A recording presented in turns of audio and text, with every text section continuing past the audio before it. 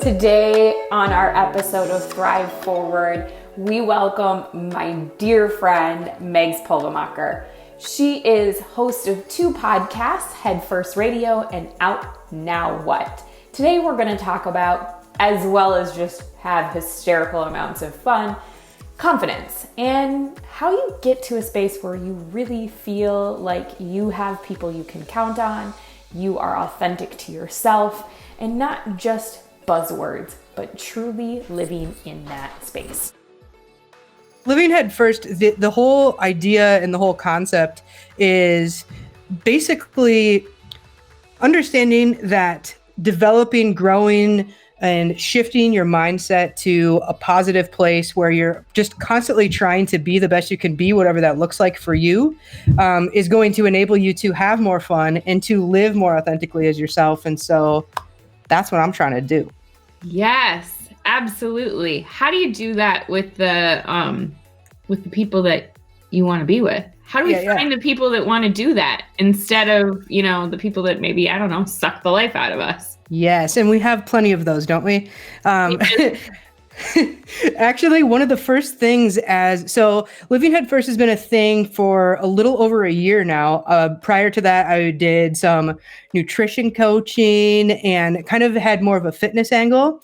And what I was finding is as I was kind of coaching, teaching, preaching, whatever, this nutrition stuff, mindset kept coming to the top, which makes a lot of sense because in my daytime life, I'm a school psychologist. So psychology things, mindset things kind of tend to rise to the top. And so I guess what I realized about my own story was the way that I got my fitness and nutrition kind of under wraps or to a place where it wasn't always the thing at the forefront of my mind was by paying attention. It all started with my mindset and what I believed about myself, what I believed about what the rules were or what I could or couldn't do, and kind of living this. I think this is you, right? You are not a big fan of the idea of balance, but more like integration. That is correct, my friend. That's the Shannon Foreman thing right there. And it is so I don't know about true. you, but I don't know how to do like a balance beam. And I was a cheerleader. It's too hard. I was a cheerleader, but balance and coordination were not my thing. I was like the back girl, loud girl. Yeah. And cheered everybody else on. So go ahead. But like integrating is the ability to be able to bring multiple aspects of our lives together, right? And correct. I don't know about you, but I'm multifaceted. Yes. There are so many things, but I think for all of us, no matter what our goal is, no matter what we think, what we define as our struggle or our current focus or whatever, what we're all trying to do is just be people. We just want to be able to be as we are, to enjoy life, to be present, and to do those things. And to be able to do those things, we have to work from the inside out. Of course, one of the first opportunities or I guess offerings that I made when I created Living Headfirst is a happy hour series called Create Your Own Happy Hour. Mm-hmm. And I created it because I think a lot of the time when we think about personal development or we think about, having a growth mindset or getting ourselves on track or whatever, it feels like it's up here, like on this pedestal where that's for like a certain kind of person. That's not for kind of like us common folk. Yeah. Right? It feels like it's for the people that got lots of money. Yeah. And it just kind of like stuffy and fluffy and like that's not going to apply to my life. It feels woo-woo, which is great if you're into that. But what I wanted to do was create an opportunity that I wish had been there for me when I was just starting to get into this stuff, where it's like I'm probably maybe not going to pay $30 to go to like a 4-hour workshop at like some fancy ass venue or whatever. But sure, like I'll go to happy hour, I'll play some games, I'll like meet some new people, and then kind of I can take what is applicable to me and I can just kind of like dip my toe in the water without too much investment. And so that is what I created with Create Your Own Happy Hour.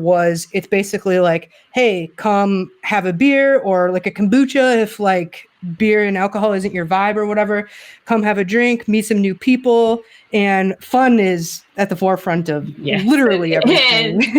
Literally everything I do. So the idea is that there are kind of these different games or activities that we'll do that are they're purely fun, but there's always an underlying concept. Like we've talked about goal setting, fear, limiting beliefs, being happy with where you are right now. And it's just a very easy, approachable, kind of low investment type thing for people to be able to kind of get in the space without feeling like they have to be any kind of way.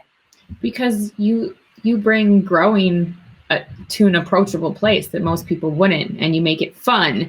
And, sometimes growth, as we both know, can have its moments where it isn't as fun. And where we have to say goodbye to people that maybe just aren't serving us anymore, or don't believe in who we are authentically. Yep. Can you share a little bit about your journey in trying to, navigate through who actually really serves you and who you are? Because you're awesome.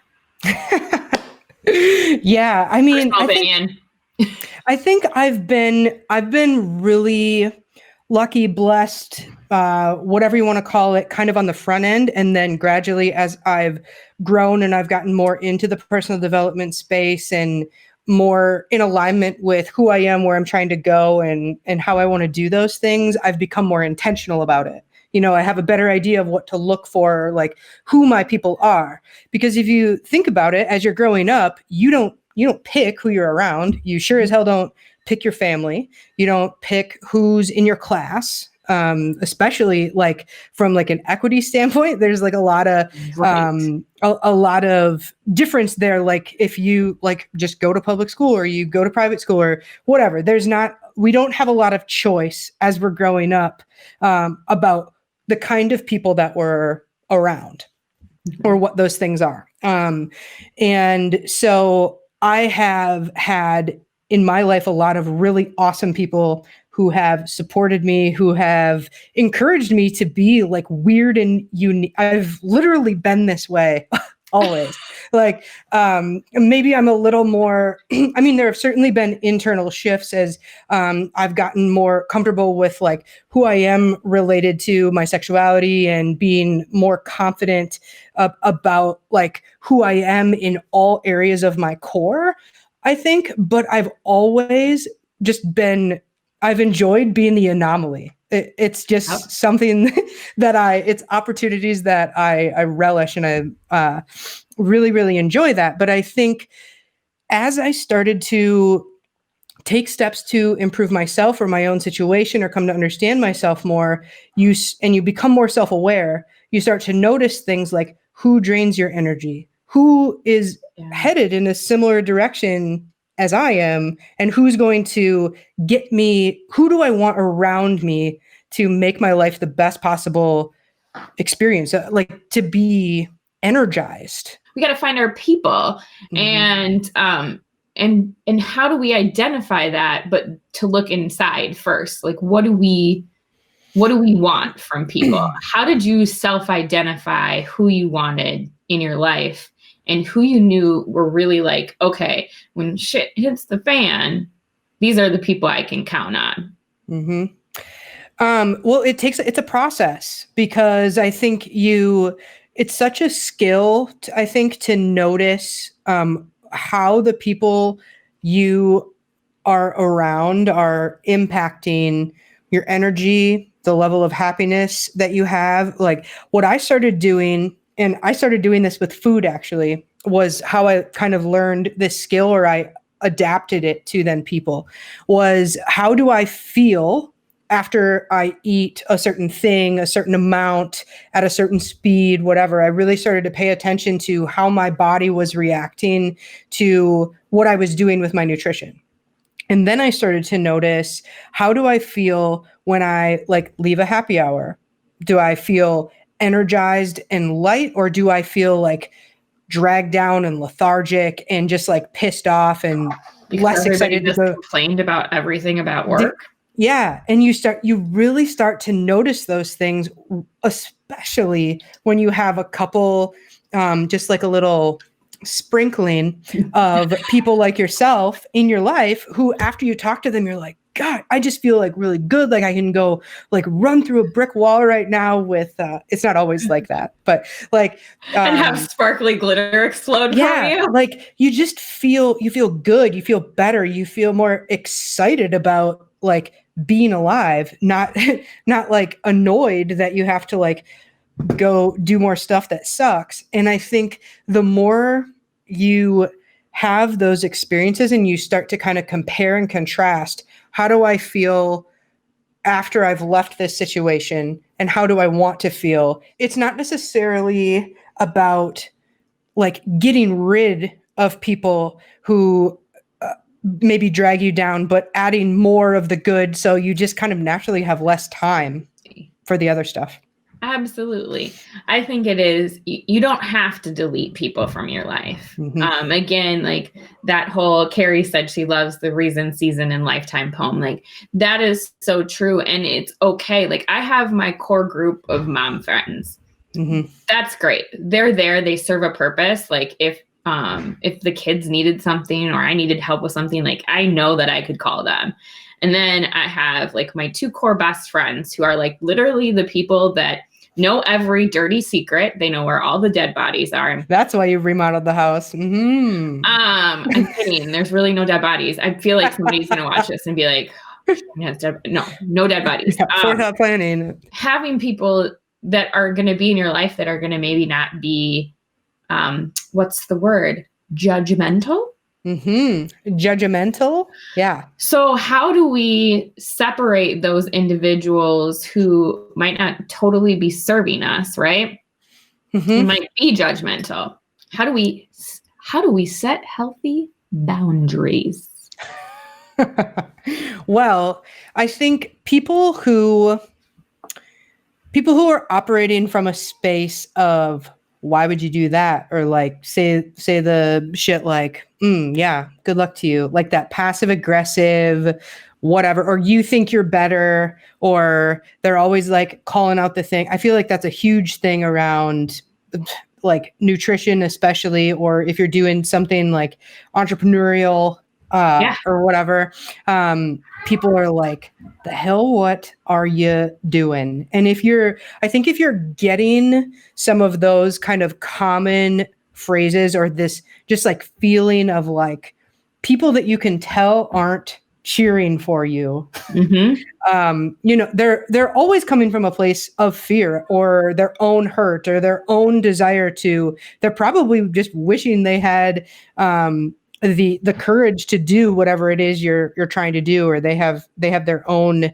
There's a lot of jealousy, or like, I wish I could have done that, or why can't I do that, or what's getting in my way. A lot of negative self-talk.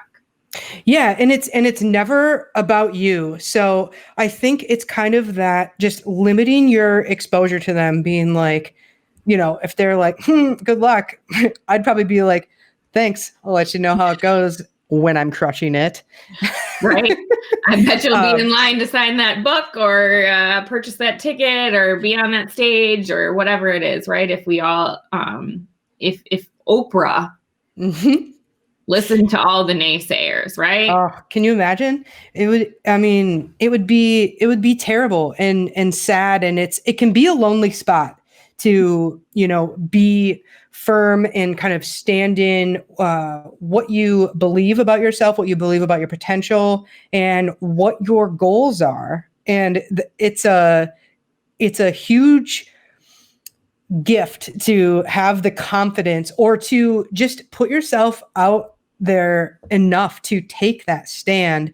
And that's why it's so important to get yourself into rooms where there's a high likelihood that you're going to have people who are experiencing a lot of the same things, like a mastermind. If you're like in the entrepreneur space. What's a mastermind, Megs? Some of these people are not going to, like, you and I can talk about it, but not everybody is going to understand what a mastermind is. Right on. So a mastermind is basically like a group of people who are all have something in common. So like Shannon and I met in a mastermind for entrepreneurs. in Minneapolis. So a lot of the people who are like in that group have a lot of the same challenges, have a lot of the same kind of naysayers, have challenges like that.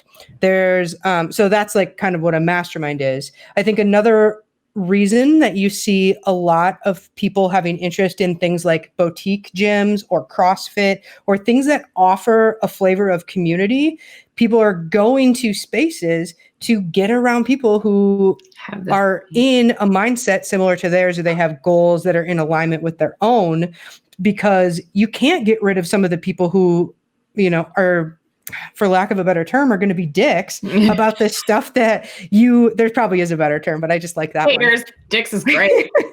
Whatever you want to say. Sorry if you're offended. Yeah. But that, because you can't always get rid of those people because they might be in your family. It might be your spouse. It might be someone who you thought was your best friend or whatever. And so getting yourself into a place intentionally, even though it can be super scary. I don't think there's probably one person who like walks into CrossFit the first time or whatever gym and isn't a little bit intimidated, or somebody who walks into a networking event who isn't a little bit intimidated. So it's a lot about just taking that first step, and then you put yourself into a community where it's pretty predictable that you're going to find someone who could be your people. There are all different ways that we can, connect with individuals, even right now, where we don't have to wait for the next, in person, create your own happy hour, because you're doing a virtual run, right? It is coming. Yes. I'm working more so on my group coaching right now, but as soon as I have, what's that? Do tell about this group coaching. I'm doing a group coaching program called Be You, and it for LGBTQ plus women, launching in June.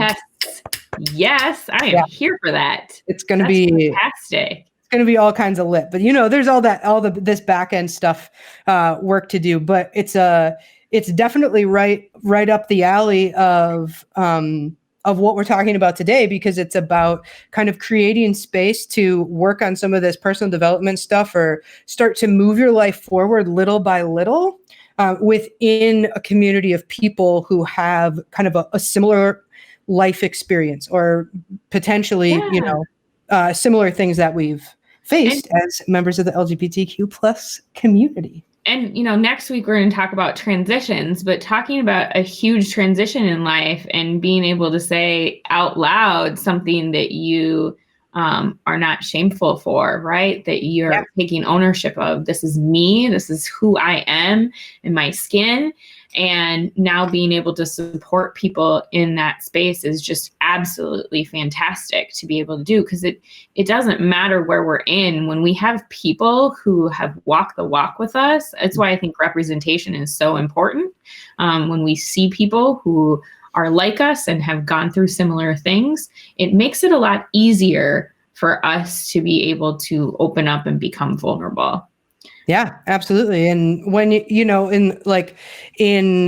my situation and the people who will be participating in the program, it's like, we don't see, you see stuff like you've got your token lesbians or whatever, like on TV shows and stuff like that. But we live in such a heteronormative culture that sometimes it becomes very that's why it's heteronormative culture. It just becomes normal, and we kind of forget that there's underrepresentation, or there are particular challenges that like straight people just don't get, because if you've never lived it, you just don't know. And it's like the same thing if you're white or in a personal color.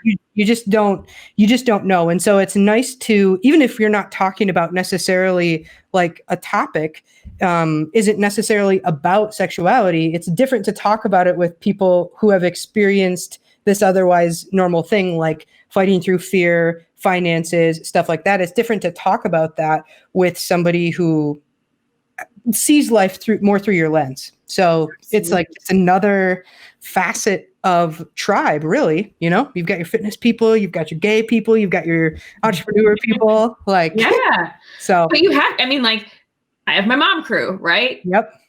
Like nobody else is going to understand the motherhood part of it than somebody that's gone through, shooting a baby out of your, lady parts. Phenomenal. Admire all of you. Can't relate. So I'm not in that group. I still sneeze when I laugh. Tune in next week to the postpartum conversation where you get to know me really upfront and personal. I'm leaking. I mean, there's just like a lot of things that happen in life that people aren't going to understand, depending on that. And even like my sister, who I call my sister, her name's Danielle, and she's fantastic. And she is a woman of color.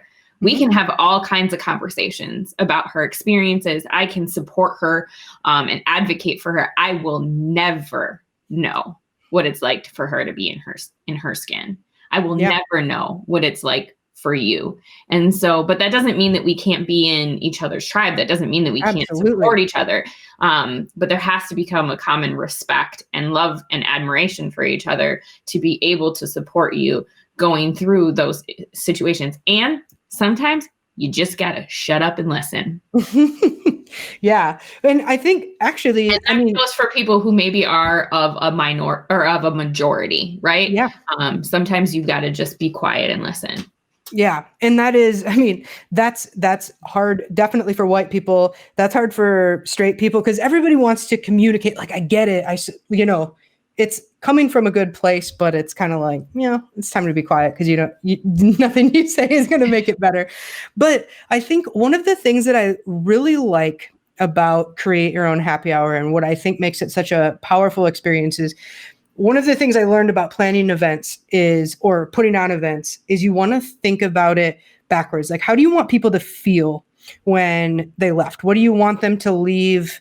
Like, what do you want their level of levity to be? Do you want them to be motivated, excited, feeling connected, whatever? And that is I'm teaching things at Create Your Own Happy Hour. Like, there could be bullet point takeaways, but what every single person who has been to one has said is, I just love the people, because there is a certain type of person who comes to Create Your Own Happy Hour, and it's someone who's going to cheer other people on, who, when they say, how are you? Who are you? They really want to know.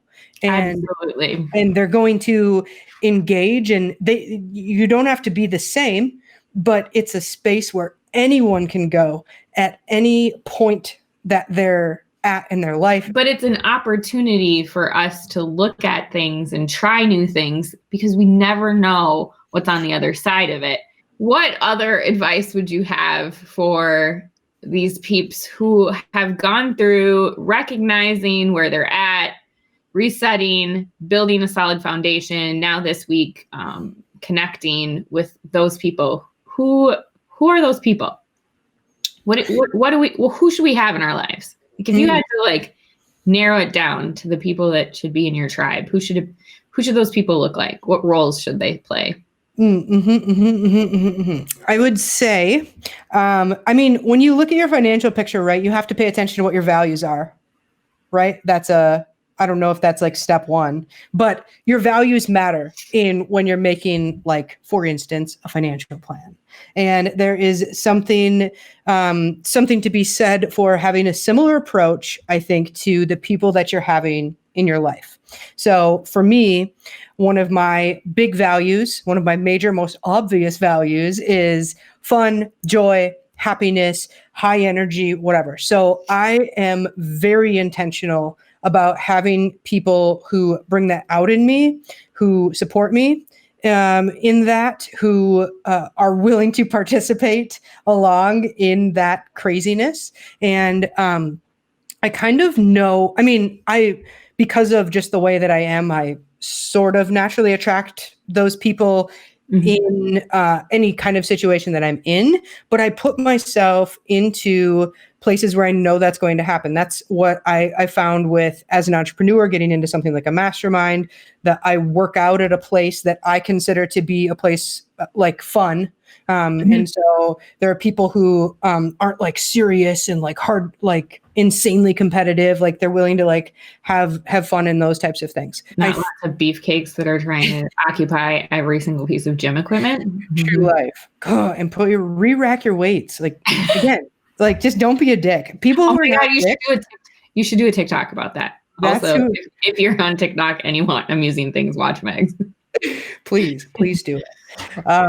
I think constant growth is also a thing for me too. So one of the ways that I do that is to try to put myself into rooms, be that in fitness or the happy hours that I'm going to, events that I'm going to, like book clubs, masterminds. I fall asleep when I read, so I'm not in a book club, but if you like to read, then that's like your jam.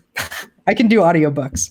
I do, but I'm also reading 3 books at once right now. Yeah. But like putting yourself into those spaces, because there is a space for literally everything. There's a blog for it. There's a podcast for it. There's a group.